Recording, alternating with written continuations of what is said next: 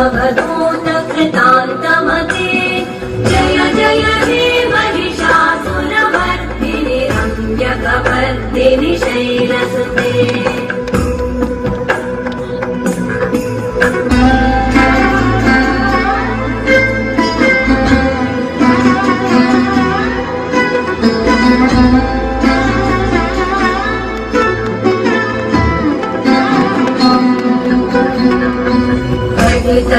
तटपीतदुकूल विचित्रमयूखदिरस्कृत चन्द्ररुचे